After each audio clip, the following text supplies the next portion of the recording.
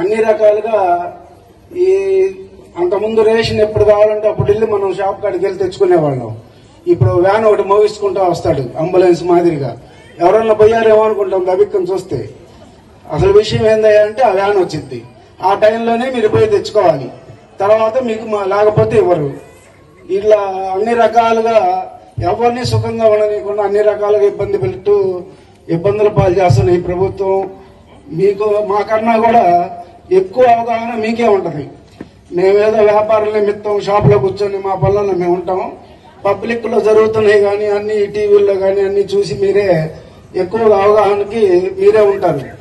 కాబట్టి మేడం గారు ఇచ్చే సందేశాన్ని బట్టి మీరు చూసి రేపొద్దున ఎలక్షన్ లో కొద్దిగా సహకరించవలసిందిగా కోరుచున్నాం. సెలవు తీసుకుంటాం. 2014-19 వరకు టీడీపీ గవర్నమెంట్ చూశారు. 19-24 ఇప్పుడు వైఎస్ఆర్ గవర్నమెంట్ చూస్తున్నారు. రెండింటికి గవర్నమెంట్ వేరియేషన్ మీకే అర్థమవుతుంది. మేము చెప్పే కంటే కూడా మీరందరూ ఎవరొకళ్ళు ఎలా ఉంది 14-19 జనార్దన్ గారు ఉన్నప్పుడు, 19-24 ఇప్పుడున్న పరిస్థితులు ఏంటి ఎవరన్నా చెప్తారు, డిస్కస్ చేసుకోవచ్చు. రేపొద్దున మళ్ళీ మన టీడీపీ గవర్నమెంట్ వచ్చినప్పుడు మనం తీసుకోవాల్సిన చర్యలు ఏంటి, జాగ్రత్తలు ఎలా ముందుకెళ్ళొచ్చని ఎవరైనా ఏమన్నా సలహా గానీ ఏమన్నా విషయాలు కానీ చెప్పదలుచుకున్నారా? ఏమన్నా ఇదేదో పబ్లిక్ మీటింగ్ అనుకోవద్దమ్మా. నార్మల్ గా మనం ఏదో గెట్ టుగెదర్ కూర్చొని మాట్లాడుతున్నట్టు చెప్పండి చాలు. కొన్ని నుంచో లేకపోతే కూర్చునే చెప్పండి, మైక్ మీ దగ్గర తీసుకొస్తారు.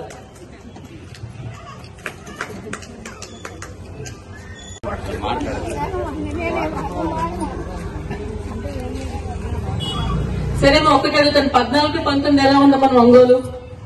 కొన్ని అదే చెప్పండి. అదే 19-24 అందరు చెప్పాలా ఎలా ఉంది? గట్టిగా చెప్పండి, గట్టిగా చెప్పండి. 19-24 దండం. అంటే ఎక్కడైనా చూస్తున్నారంటే అభివృద్ధి అంటే ఏదో చేయక్కర్లేదమ్మా. ఉన్న రోడ్లైనా సరిగ్గా క్లీనింగ్ కానీ, డ్రైనేజీలు క్లీన్ చేయటం కానీ, సరిగ్గా తాగునీరు ఇవ్వటం కానీ అది కూడా జరగట్లేదు కదా. ఇప్పుడు మెయిన్ వాటర్ ప్రాబ్లం మీరు అందరూ చూస్తూ ఉన్నారు. మంచినీళ్లు అందరికీ మంచినీళ్ళు బాగా వస్తున్నాయమ్మా. అది అయితే కొన్ని చోట్ల మేము ఈ మధ్యన వెళ్తుంటే కొన్ని ఏరియాలో చెప్తూ ఉన్నారు మంచినీళ్ళు కూడా అంటే 2 నెలల నుంచి స్మెల్ వస్తూ ఉన్నాయి, నీళ్లు కలర్ మారిపోయినాయి, మంచినీళ్ళు వాసన.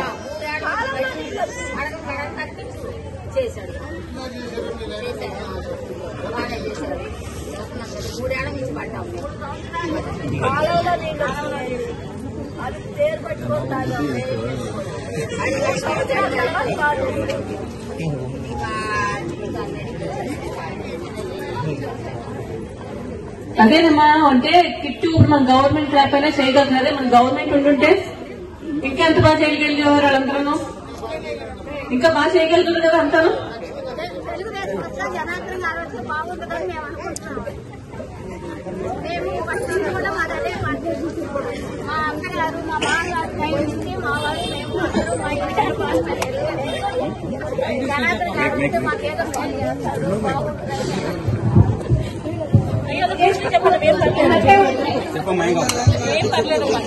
తెలుగుదేశం తరఫున జనార్దన్ గారు వస్తే మాకు చాలా బాగుంటుంది. మా పదాలు కానీ వంట కానీ మంచి కానీ ఎప్పుడు కానీ మా ఇంటారు కానీ మేము ఎప్పుడూ తెలుగుదేశం పార్టీ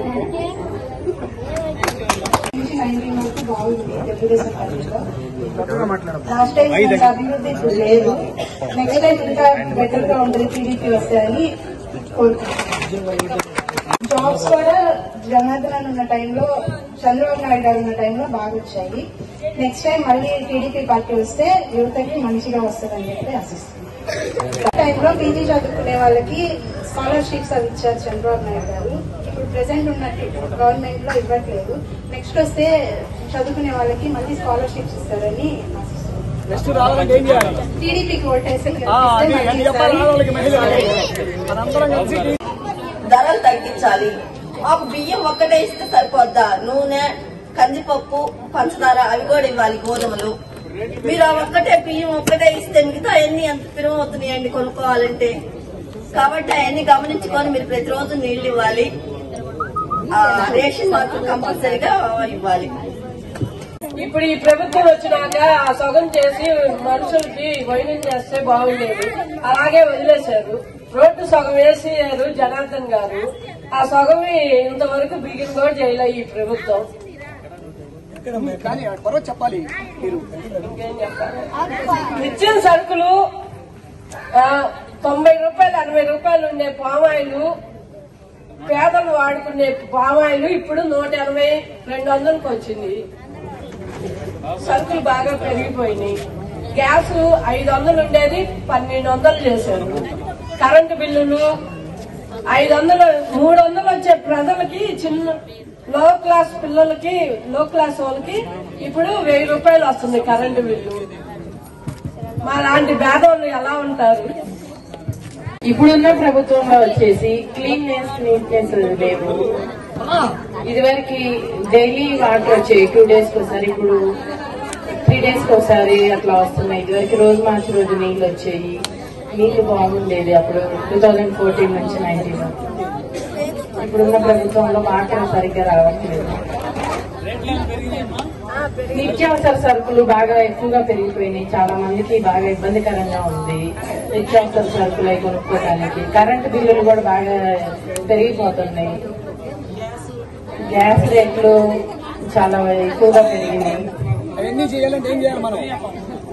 అవన్నీ తగ్గాలి, అన్ని రావాలంటే టీడీపీ ప్రభుత్వం వస్తే అవన్నీ కొంచెం కంట్రోల్ గా వస్తాయని కోరుకుంటున్నాను.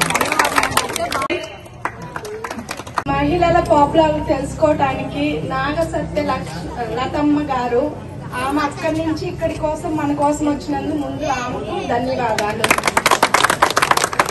మన ప్రాబ్లమ్స్ మనం చెప్పుకోవటానికి మహిళలందరూ ఆమె మాట విని ఈ మీటింగ్ కు వచ్చిన మహిళలందరికీ నా నమస్కారాలు.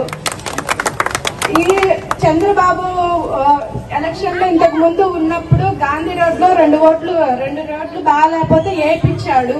ఇప్పుడు జగన్ వచ్చిన తర్వాత ఏం పట్టించుకోవట్లేదు. రోడ్డు బాగాలేదన్నా ఇంకోటన్నా ఏదన్నా కానీ పట్టించుకోవట్లేదు. చేస్తామంటున్నారు, వదిలేస్తున్నారు. పిల్లలకి అదే చదువుకోవడానికి డబ్బులు ఇస్తామంటున్నారు, మళ్ళీ కట్ చేసుకుంటున్నారు. అది ఇంటికి ఒకళ్ళే ఇస్తానంటున్నారు. నెక్స్ట్ చంద్రబాబు గెలిస్తే ఎంతమంది పిల్లలు ఉంటే అంతమందికి ఇస్తానంటున్నాడు. ఎల్కేజీ నర్సరీ ఫస్ట్ క్లాస్ అని కాకుండా అందరికి ఇస్తానంటున్నాడు. సంవత్సరానికి 3 గ్యాస్ స్తంభాలు ఇస్తానంటున్నాడు. బస్ ఫ్రీ అంటున్నాడు. అందుకని మహిళలందరూ తప్పక మీరు వేసేదే కాకుండా మీ పిల్లల చేత, మీ భర్తల చేత, అందరి చేత చంద్రబాబు నాయుడుకే ఓటు వేయాలని కోరుకుంటూ చంద్రబాబునే గెలిపిస్తే మన ప్రభుత్వం బాగుంటుందని నేను మనసారా అభివృద్ధి చెందుతున్నాను.